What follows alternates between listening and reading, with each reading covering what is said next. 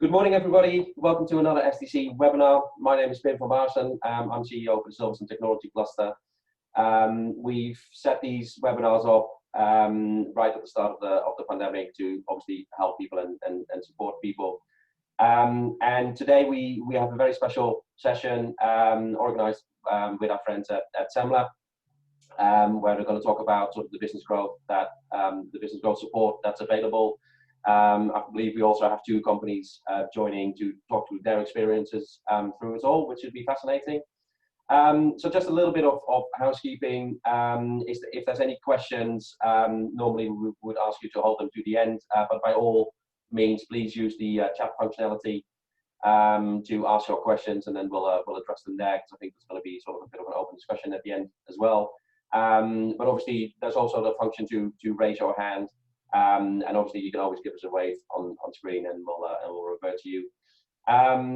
So that's there. As I said, we've set up these webinar series. We've kind of done one a week since the start of the pandemic, and we've recorded them all, so they're all available on our YouTube channel to catch up on. If anybody wants to do, please check that out. And obviously, that we're planning more all the time, as well as some of our other online events. They're all available on our website. So please have a look, and if anything takes your fancy, then obviously sign up for those, and we'll see you there. So that's about it from me. So I'll now hand over to Jacqueline to take us through it all. So enjoy, and we'll speak in a bit. Thank you, Pim. That's really great of you. And I'd like to say a big thank you to Pim for inviting us here today. My name's Jacqueline Day. I'm a high growth business advisor with SEMLEP Growth Hub. And what I'm here today to talk to you about is how you can get business support for success. So if you'd like to go on to the next slide, Sam. So a little bit first of all about SEMLEP. We're the South East Midlands Local Enterprise Partnership, and our role is to help economic growth thrive across the South East Midlands. And I know you're all probably saying at the moment, we've gone through a very challenging time, and we will be talking further about that a little bit later on during the presentation. And so how do we actually help businesses, help the economy thrive? We do it by growing places, growing people, and also growing businesses. And it's the growing businesses part which I'm going to take you through today. So if you'd like to go on to the next slide, Slam. So we're very well strategically placed in between Oxford and Cambridge, the arc of Oxford and Cambridge, and also in between the two major cities, London and Birmingham. We are rapidly growing, and people are finding that the local, the SEMLEP area is a really good place to develop or start a business. And we have had successes of a 9% job growth over the past 5 years. So these are just a few of the successes we've got in the area at the moment. Okay then, Sam, please. So how can we help you? We can help you with your business strategies, access to finance, business resilience, networking, innovation, and we do have a fully accredited team of business advisors to help you and to navigate you through exactly what kind of business support you need from us. And we also have a schedule of business skills workshops and specialist support for high growth businesses, which I will come on to that programme in a moment with you. Okay, Sam? So we're helping local businesses to succeed and thrive, and that's at the very heart of who we are. To support a strong economy, we need to have successful local businesses. And our role as a growth hub is to support you to be successful and to have those opportunities to grow. So, okay, Sam? So, who at the beginning of this year would have put a global pandemic into their business plan? Nobody would have done. This is a black swan event that's hit us all very badly. So SEMLEP's Growth Hub can provide advice and guidance to help businesses and direct you through this crisis. depending on what your sector is, you will be affected differently in different ways. So we will help you to navigate through the current and take you through the different support measures, financial support measures, which you can get from the government as well. So, okay, Sam. So I'll come on to the Growth Curve programme now. It's a fully funded support for high growth businesses in the South East Midlands.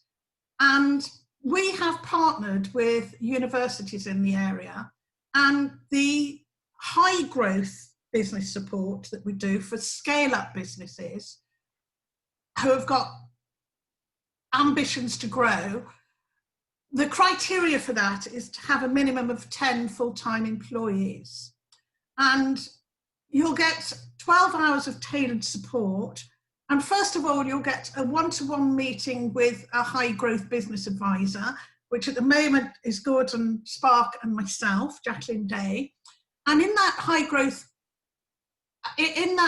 growth one-to-one meeting, we will go through a business diagnostic with you and really deep dive into your business, what your aspirations are, what your challenges are, we'll look into your market potential, how you might be able to diversify, but also we'll be looking at very deeply how the COVID crisis has affected your business and what measures we need to take, or you might need to take as a business to help you get back to bounce back strong and also back into growth again. And this is what the university masterclasses will be helping you to do. So after the diagnostic with Gordon or myself, you will be directed onto the Scale Up Masterclass with Cranfield University.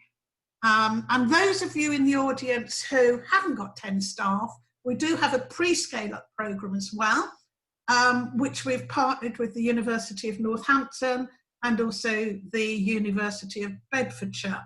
And the criteria for that is mainly that you've got about 3 staff working for you and you are on that road to growth. You might have just taken on business premises, you're starting to recruit more people, so you need that help with your marketing, your operations, your people, and developing the business further. So, as I said, the COVID crisis has been really high on the agenda, and most businesses have had to make changes. It's presented businesses with the greatest challenge that was ever known in modern times, and businesses need to be adaptable to those changes.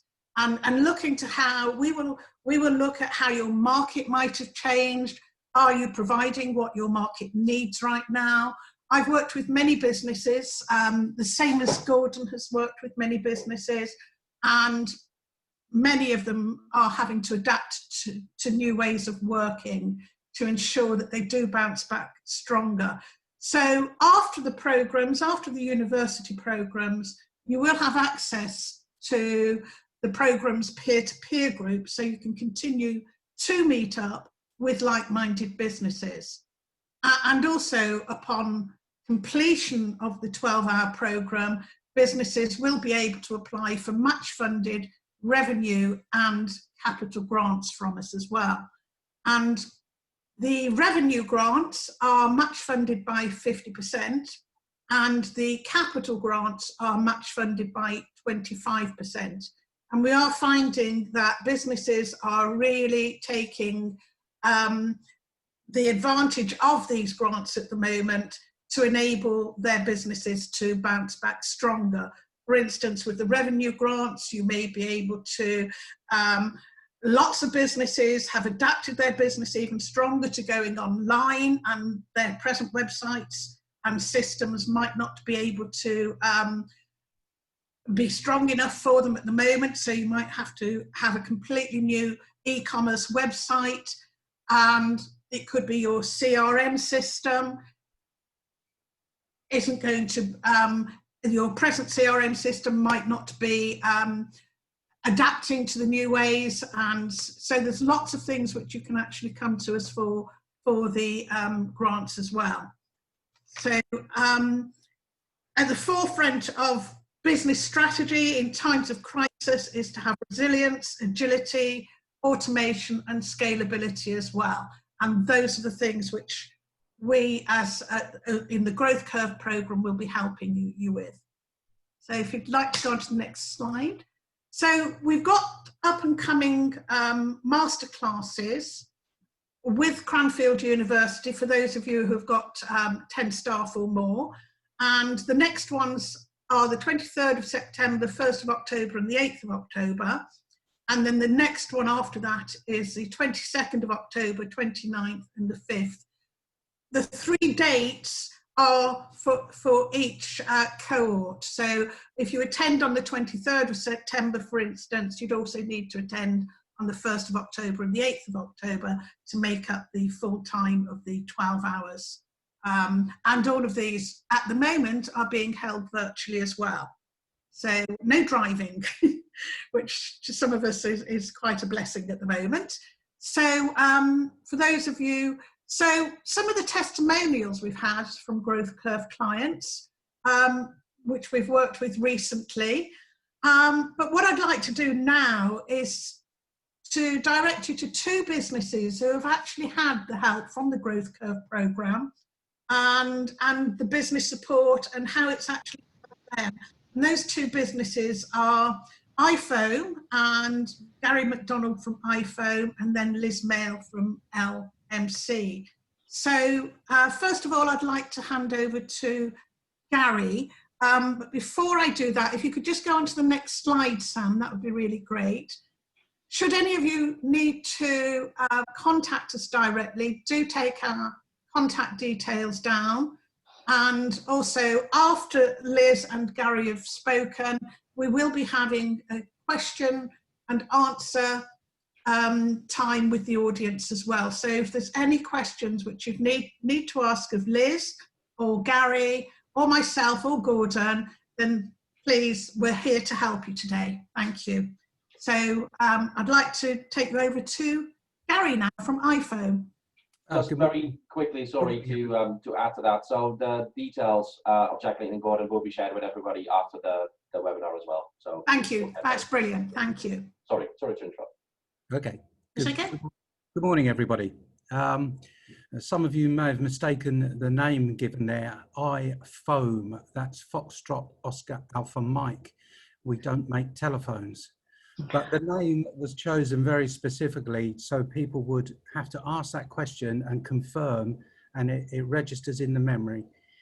The letter I stands for intumescent, bit of a long word, but that is what we started the business on, and it is the property by which conventional polyurethane foam swells up due to additives, in our case graphite. It swells up to prevent the foam burning. So our product is a polyurethane foam that is highly fire retardant. It's specifically aimed at industries such as rail and aviation. And we also do a bit in bus travel. I started the company back in 2008. If we all remember, 2008 was probably the worst recession we've had until COVID-19 since the Second World War. So it was not a good time to start the business. But before the recession hit, I was already committed financially. So it was either go for it or lose a lot of money. So we went for it, and here we are. We're in our 13th year now. It's been challenging. Typically, we're a £1 to £2 million business. Our product is niche, which means when business is good, it's very good. To my knowledge, we're the only manufacturer of this foam in the UK. But when the rail or aviation industry is quiet, we're quiet. So firstly, the challenge of COVID-19, well, everybody's been through it. I took all possible steps to protect the company from COVID-19. We actually closed the company for 1 month in May. We've taken advantage of a COVID business interruption loan. We've deferred our VAT. I negotiated with all my creditors on deferred terms, and took every possible step. When it started, I wasn't sure what I needed to do or how much protection I needed. So it was a shotgun approach where I took advantage of everything that was available. As it's turned out, that seems to have been the correct thing to do for us. We have not lost any employees, and I don't foresee us making any redundancies. But it has been difficult and with a reduced turnover. So during this quiet period, I took the time to complete SEMLEP's growth curve scale-up program, and it was very interesting. It was good. I'm sure many of you have had advice, take time out of your business to work on your business instead of working in your business. Very easy to say, not so easy to do. But the COVID crisis did give me the opportunity to take the time out, attend the SEMLEP course, and I found it very useful. I'm not going to give SEMLEP all the credit, but next year we are projecting a turnover of £4.5 million, whereas this current year we'll have done 1.2 million. Now the reasons for that is I have diversified. We've undertaken a new process.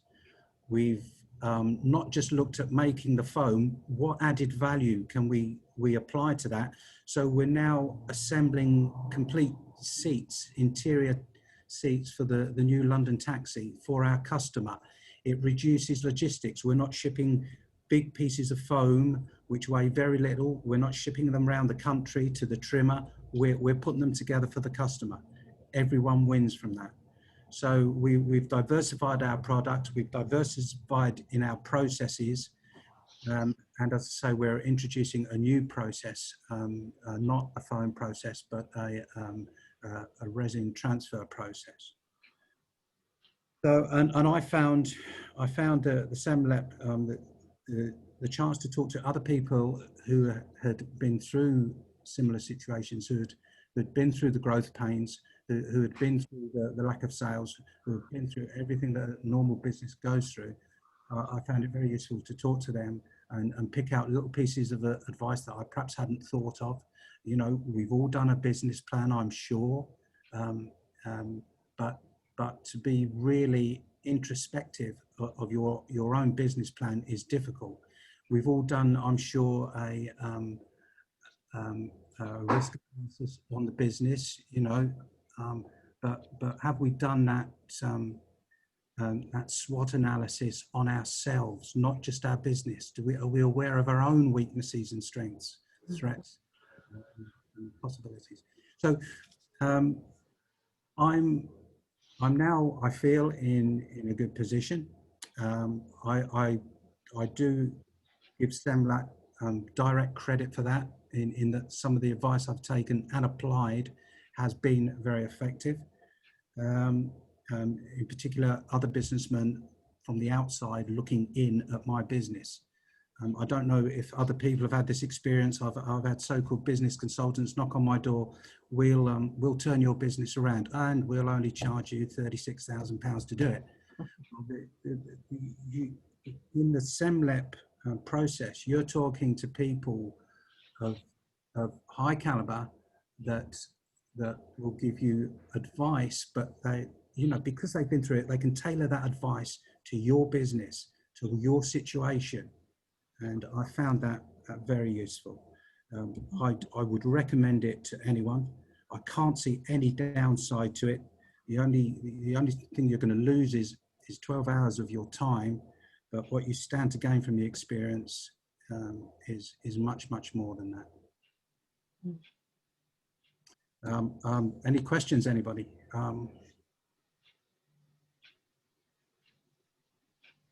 I think one question I might ask if I was on the other side is what, if anything, would I do different?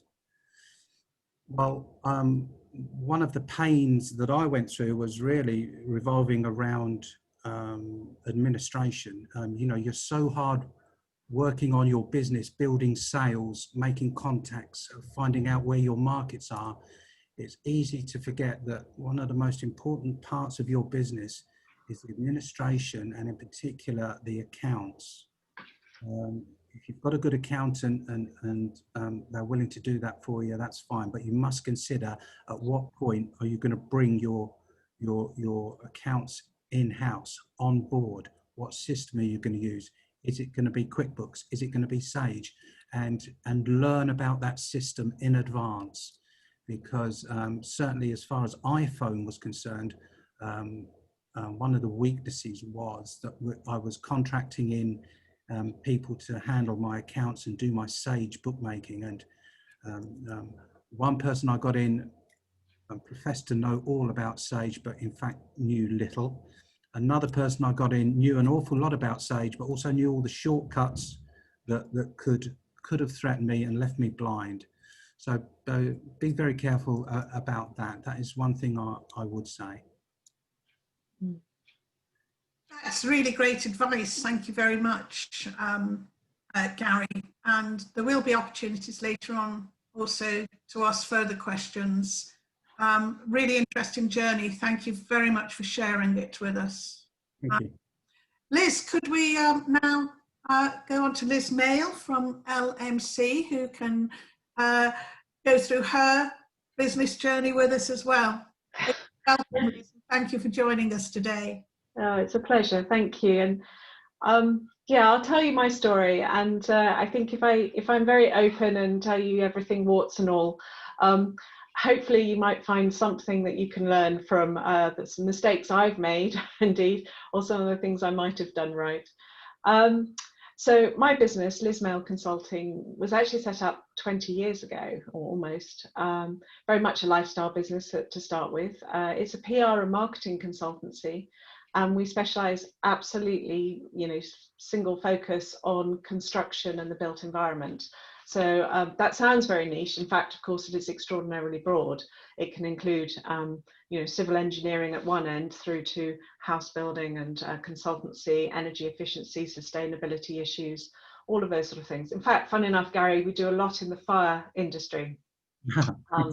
On fire safety of buildings, obviously post Grenfell, after the tragedy at the Grenfell Tower.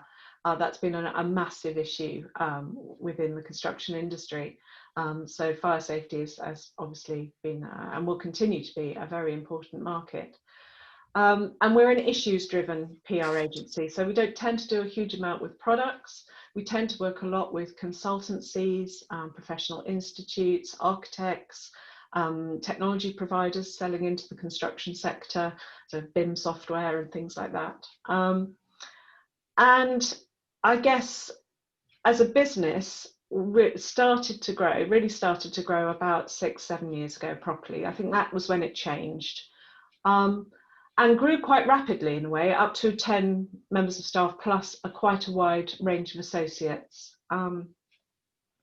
And I have to say everything was going really nicely. Funnily enough, not until COVID, but until Brexit. It was actually last year was our annus horribilis.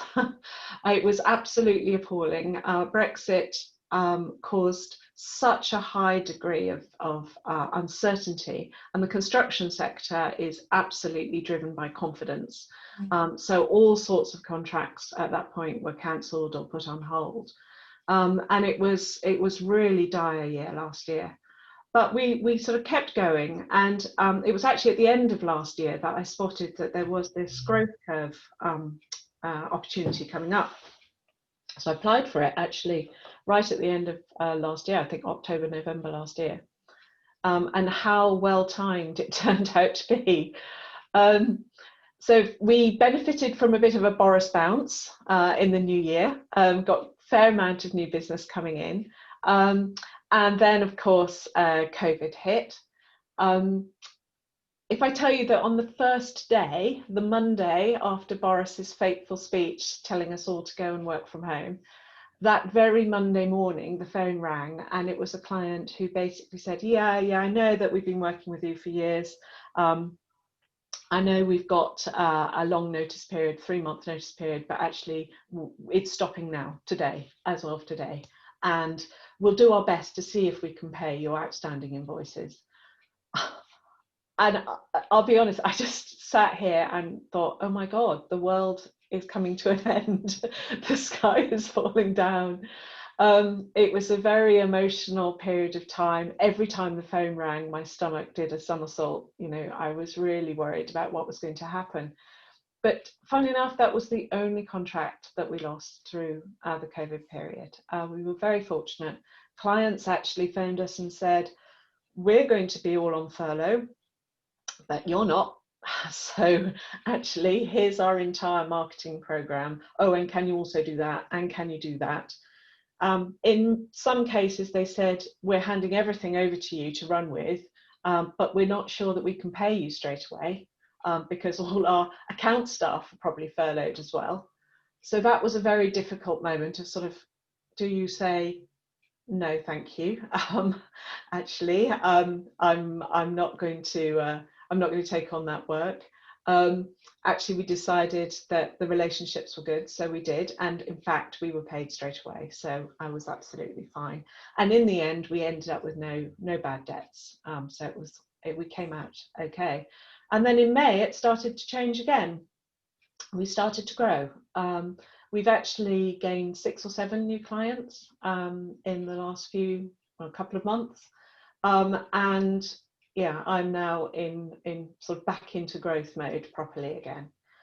I think it's fair to say that I've been thinking about making some fairly substantial changes to the business anyway, because of what we've been through last year and changes that we saw coming through in terms of the nature of the support that clients needed. They all wanted to work with our most senior consultants. And I have a particular passion about bringing young people into the industry and training them up. And I've taken on apprentices and I've taken on new graduates. But I was really finding that it was very, very hard to make that work from a client perspective, from what the customers wanted. And so I'd already been thinking at the start of the year about changing our business model, and what the Growth Curve program did for me was absolutely energize that and gave me the confidence to go ahead with some of those changes I've been thinking about anyway. And it did mean actually that we did lose our junior members of staff. I made them redundant, and we have recruited now more senior practitioners, more senior consultants into the business, and we've repositioned the business as a senior advisory firm, and that process will be ongoing through the rest of this year and probably into next as well. I admit I found this incredibly difficult to do because having brought on apprentices and graduates, you know, I cared about these people, and I still fundamentally believe in the development of young people and bringing them into the sector. So it was a massive dilemma for me, and I will never forget on this growth program, Growth Curve program, sitting with one of the program counsellors at Cranfield, and he asked me a question, and he said, "What preconditions need to exist to allow you to carry out what you need to do for the business?" And I found that a massively powerful question, because it made me walk away and think about actually what could I put in place that would support my junior members of staff, even though I was going to make them redundant. I knew I had to do that for the sake of the business and what our clients wanted. So I was able to find out placement support for them. I was able to find all sorts of activities that would help build up their portfolio, introduce them to potential new employers, see opportunities for where I could see their specialist skills were, help them really provide the best possible platform for them in what is obviously an incredibly difficult market. And I'm very glad to say that that has worked that's worked very well, and I think is continuing to provide them with some support. That was it was one of those moments where what your business needs and what your personal feelings are you can find quite a difficult tension. And I wanted to share that with you because I think that was my biggest learning out of this whole process, was understanding how to balance that. And that question about what preconditions need to exist, I found enormously helpful to make me think creatively about what I could do differently to reconcile those two pressures. It's worked out to be a good decision. As I said, we are definitely attracting new business, and we're back onto growth again. I have, since finishing the Growth Curve programme, I have applied for a Growth Curve grant, and that is helping us put in place a new CRM system, and also to improve our website. We do websites for all sorts of clients, and needless to say, we never really worry about our own cobbler's children situation. So now we're actually taking a dose of our own medicine, and we will be applying the same rigor that we do for clients to our own business and the marketing of our own business. So that's where I'm going to be focusing our attention next. And thankfully, and thanks to Gordon's support in particular, we've been able to apply for that grant, been successful. So that will bring us a bit of support through the year. There we go. I think I perhaps shared with you some of the personal challenges I found. One of the wonderful moments in this whole situation was going on to a webinar. I think if it wasn't part of Growth Curve, it might have been another Cranfield webinar. I can't quite remember now. And there was a chap there who was talking about doing long-range cash flow forecasts. And I'd got a short-range cash flow forecast, which could tell me that I'd survive for another week or another 2 weeks. This is back in March and April time. And actually being able to do a long-term cash flow forecast, I have to say, I would say that is the single most important thing that has supported my mental health through this entire process, this entire COVID crisis. I no longer sit worrying about the money. I can actually see where the figures are. I can make decisions, informed decisions about where we invest and where we put our money and what will be the impact of spending at different sorts of times. And I have to say that for me has been a total revelation and has allowed me to sleep well at night. So yeah, that was another great outcome from this whole process. But to be honest, whatever you can do working with SEMLEP, all their webinars, all their workshops, I've taken advantage of them for 6-7 years, I guess. And I have to say, every bit of learning has helped so much and has helped me to meet people, who are in different sectors completely, different sizes of businesses completely. But all of us have been able to share learning with each other, and it just makes you just feel not alone. It's so helpful. So a big thank you to everyone who's supported me. Thank you, Liz. That was really amazing story. And sometimes when we're asked those questions, those deeper questions like what preconditions need to be in place, it really gets our brain actively thinking, what is it that we actually need to do to overcome this? Yeah. Just thinking creatively as well, doesn't it? Yeah. So, yeah. Well done. Yeah, that was a very powerful question, and if I only got that out of the whole, so the business diagnostic that Gordon did was, I know, asked me some very challenging questions, made me think. We do. Yeah. The 2 masterclasses were fantastic, and I got to work with a small group of other businesses from different sectors, and we've now, we shared tips and ideas with each other. We shared supplier contacts. It was just fantastic. But yeah, if I'd only just got that one question out of the whole process, it would have been worth it. It allowed me to do something I've been mulling over and sat sort of worrying about for months. Yes, absolutely. A very powerful question, I think. And also, I think, you made that comment about the cash flow forecast. Yes. It's not short term, it's not medium term. You're in it for the long term. And be reviewing it, especially at the moment. You need to be reviewing it every single day, every single week. Yeah, I do. Constantly. I do. I've become a complete spreadsheet nerd, and I check it every day. Yeah. And it's fantastic. 5 minutes a day, and that's my mental health sorted. Brilliant, fantastic, and that is so much value to you, isn't it? Yeah. You can see the longer term of your business as well. Yeah, absolutely. And you can see that you're going to go through that journey, and you're going to get, and no matter what happens, you've built a business before.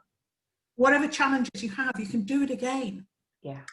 But the forecasting figures need to be in place, definitely.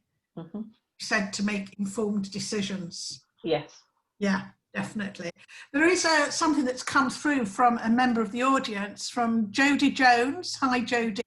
And she says, has Liz considered contacting the Small Business Commissioner with regards to invoices being unpaid? I know you only had the one client, but sometimes that one client could be quite devastating on your business. So a little bit of valuable suggestion. Yeah.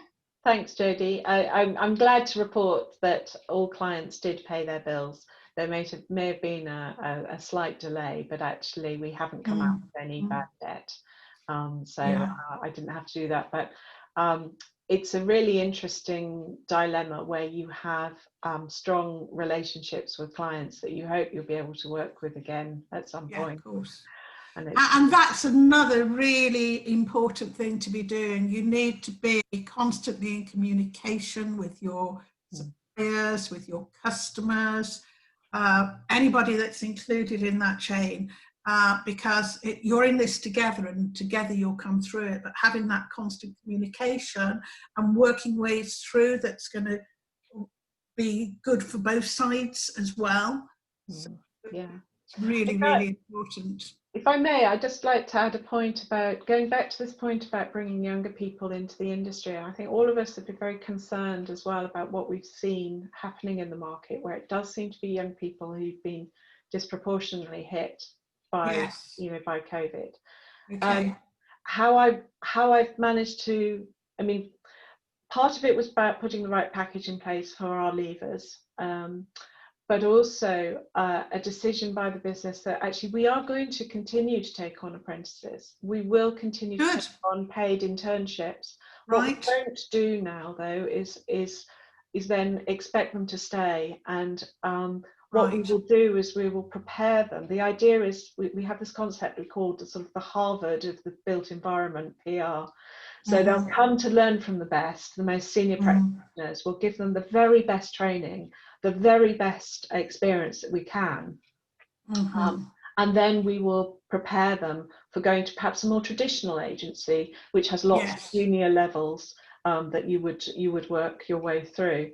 And that's been a way to sort of reconcile my personal values and belief in the importance of training and development, but also to keep the business model working in the way that the customers were telling us, because all our clients were very clear. We did huge amounts of listening, and our clients were very clear that what they needed were very experienced senior practitioners who were agile and able to navigate their way around a market very, very fast, and who knew construction inside out. So we can both meet the customer needs, but I can also, fulfill my particular passion about training and development. Yeah, great. And that matches up with your values as well, which you've across quite strongly with. And that's really important, that you are congruent to your values throughout. Yeah. And you certainly are that, definitely. There's also something else which has come through, one from Sarah Das to everyone. She's asked how many people do you actually employ? I think that was aimed at Gary, actually. Was that aimed at Gary? Oh, Carl, sorry about that. So should we go over to Gary? So yes, Gary, how many people do you actually employ? We have 19 people. 19. Because of the nature of our product being big, voluminous foam, we operate out of 32,000 square foot. I have no problem with social distancing. Right. Yes. So 19 people, but by May next year we expect to increase that by 40%. Yeah. Wow. Quite a big scale up for you in your workforce, definitely. Indeed, but and you know, it's really great to hear these stories during this time, this very challenging time that we've gone through, that there are opportunities out there and people are adapting and jobs are still being created. And it's nice to hear that. It's good to hear that. We're down to 7 members of staff at the moment, but the interesting thing now is in our recruitment, we're able to recruit from anywhere because we've all totally embraced the flexible working situation. Yeah. And I mean, it's very easy in a consultancy like ours to do that. So consequently, I'm currently using a consultant and somebody who will come in part-time into the business, and she's based in Italy. Yes. I've got 2 other senior practitioners based in London. Before, it would have been this sense of, you know, oh, they have to be able to come into the office. We're based in North Buckinghamshire. You know, they would have to be able to come into the office and create a sort of geographical limit on where we recruited. We tended to recruit from Northamptonshire, Bedford and Milton Keynes. We're right sat sort of in the middle of those 3 conurbations. So now there really isn't an issue. I'm talking to a potential recruit in Leeds. So long as we can get opportunities to come together face to face in person, you know, sometimes, but certainly doesn't have to be all the time. And that has been enormously liberating and has opened up a whole market of new people that I can approach, who are senior practitioners based all around the country and indeed overseas. So that gives us some really creative opportunities that we wouldn't have had before. Yeah. And it is. It's seeing those opportunities, isn't it? And it's seeing through everything that they are existing, they are out there. So had this not have happened, you might not have seen that opportunity. So, no, I mean, I found COVID, as I said, that day one, I felt sick. And what I found fairly early on was a sort of a pattern. So Monday, I felt sick. Tuesday, I'd be like, oh, okay, I'm still here. That's good. Wednesday, be okay, let's get on with a bit of work. Thursday was, hey, you know, actually, I think we're doing quite well. And by Friday, I felt like I could conquer the world. Fantastic. And then I'd watch the news over the weekend, and then I'd start back on base on the Monday, feeling ill again. And I went through a sort of emotional cycle, actually, for a few weeks. And you know, it's very much about adapting that mindset and having the mindset of being a recoverer. I'm going to get through this. Absolutely. And that's obviously, and it took you a week to do that. Well done. Well, no, it took me a few weeks, but I have a picture of Winston Churchill on my wall. I don't know if he did say this, but the classic, you know, never let a good crisis go to waste. Oh, brilliant. And I find that inspirational. And I just thought, do you know what?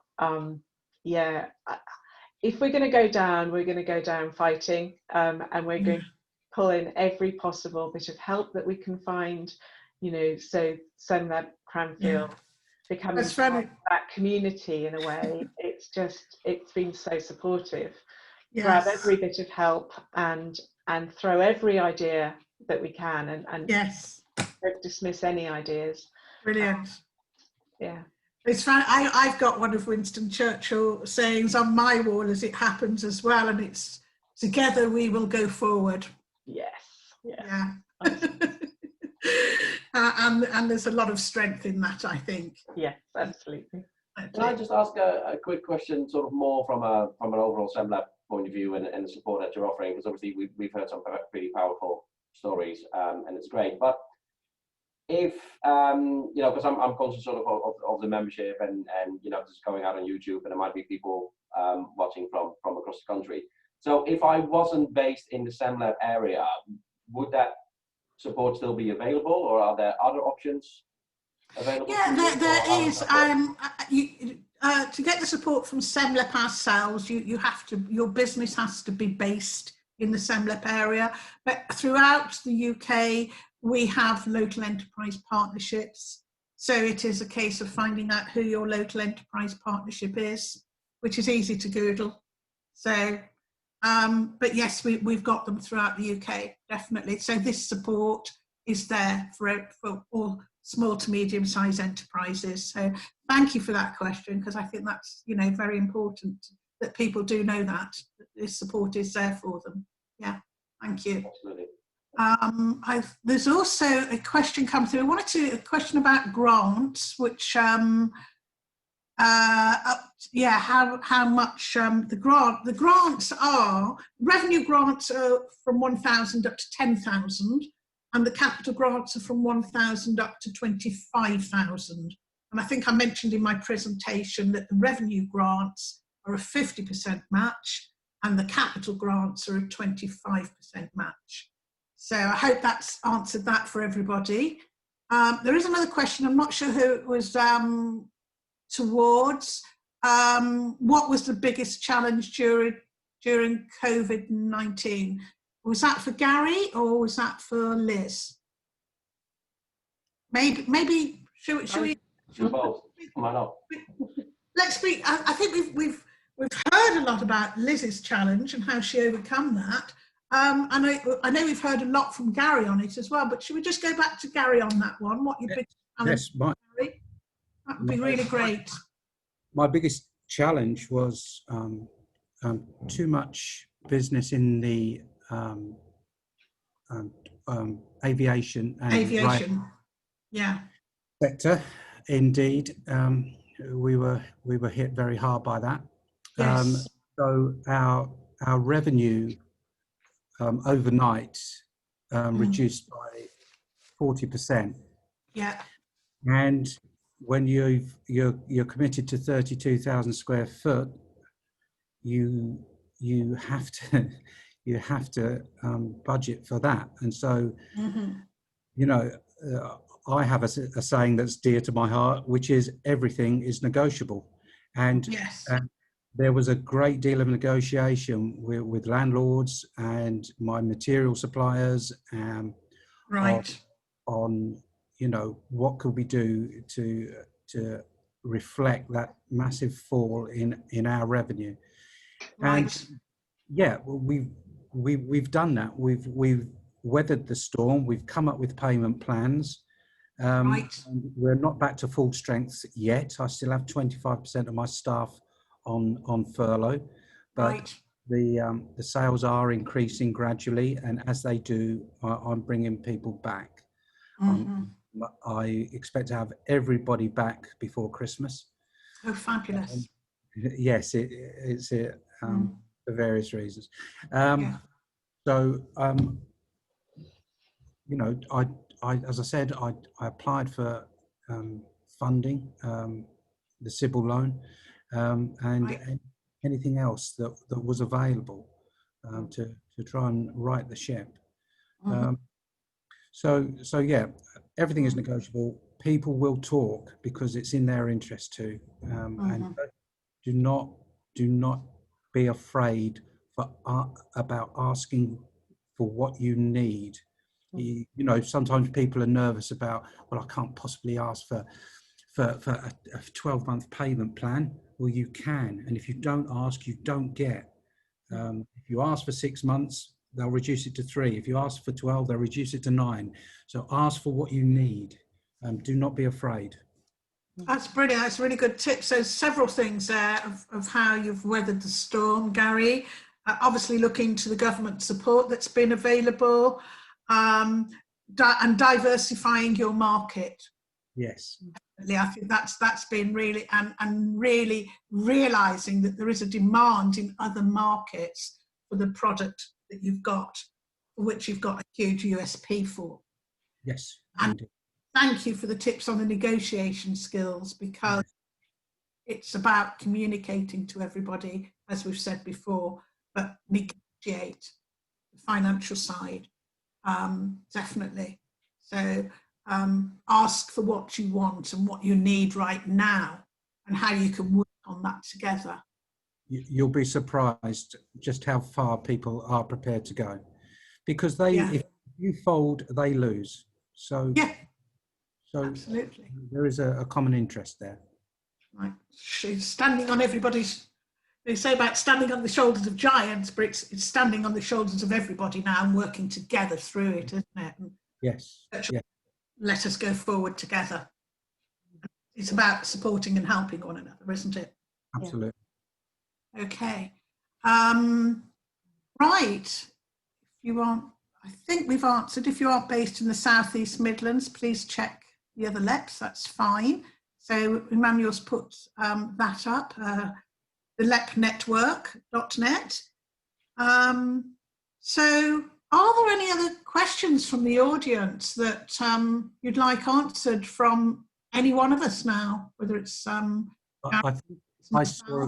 think I saw a question about how quickly was I able to diversify. I assume that's aimed at me. Yes. Yes. Yeah. Yes. Yes. Well, it is a bit of lateral thinking. It's not easy, but as I say, we were making the foam, so the next natural step would be to assemble the seat.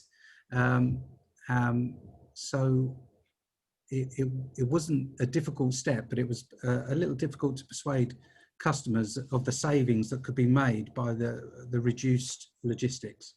Right. How long did it take me? It probably took me 12 months to fully get from we're making the foam and now we are completely assembling the seats ready to fit in vehicles. So you know, that's the time period it took us. It can be done quicker. I'm sure it can take a lot longer.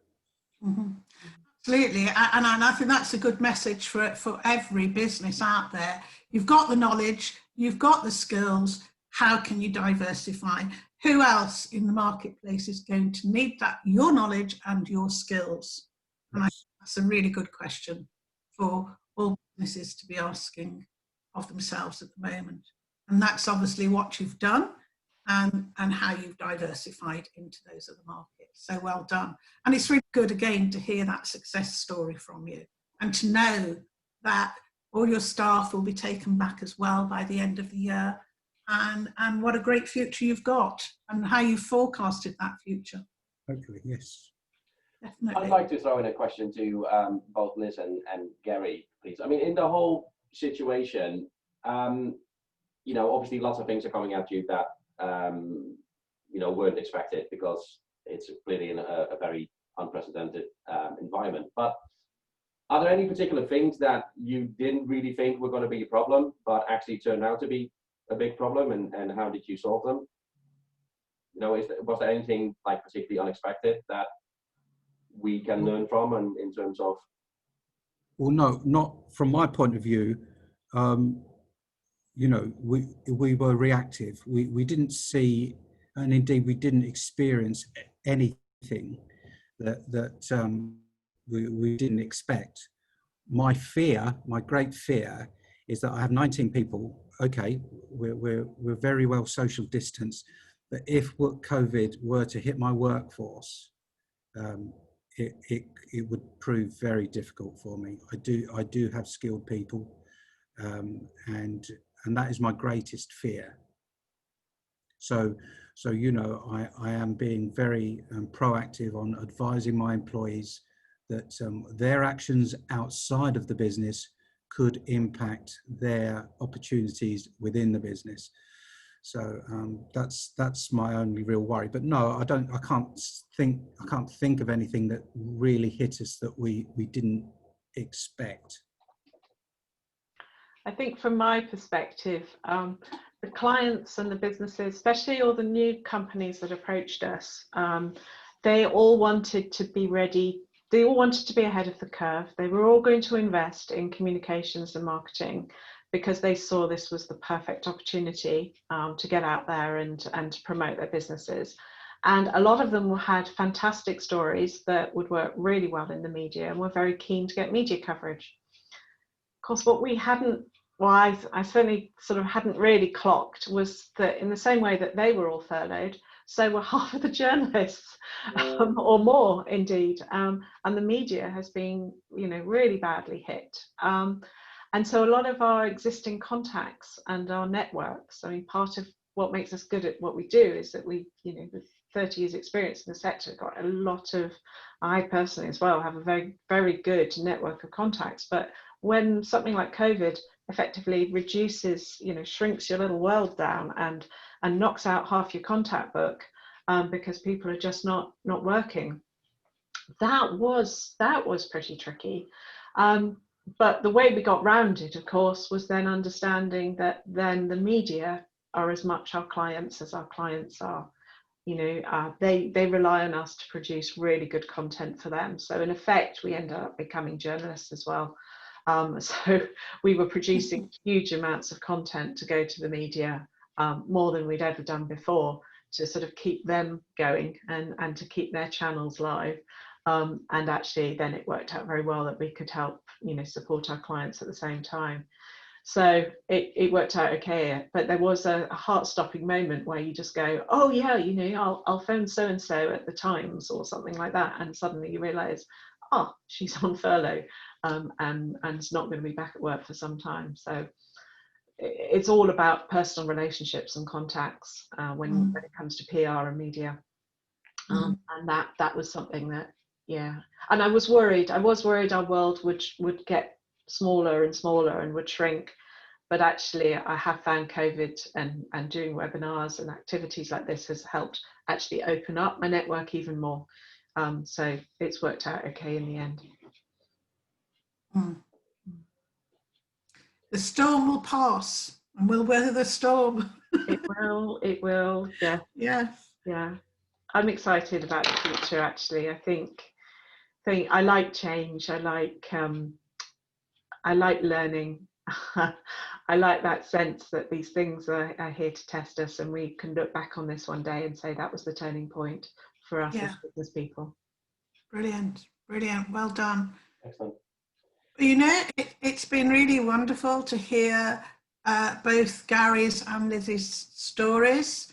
And I hope in the audience that what it's done is that, having listened to Gary and Liz, that you've taken some nuggets away from this session today, because that's what we want you to do.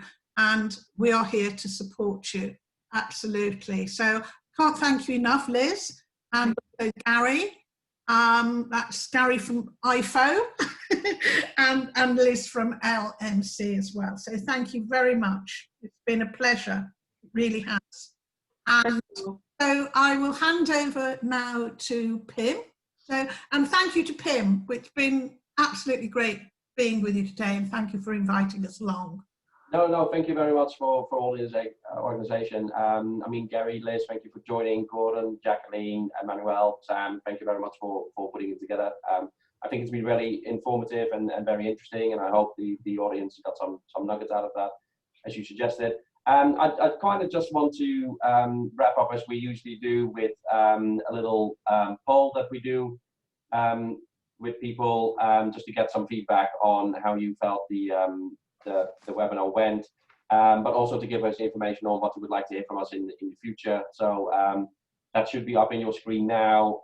Should be about 40 seconds to fill in, so it's hardly a hardship. So hopefully you can take the time to do that and let us know. In the meantime, I'll say goodbye to our YouTube audience. Thank you very much for watching. Hope you found it of interest. As I said before, you know, we've got more webinars coming up on our website, so check those out. And obviously there's more videos on the channel there as well. So anything that takes your fancy, come and have a look. But thank you very much for watching, and goodbye.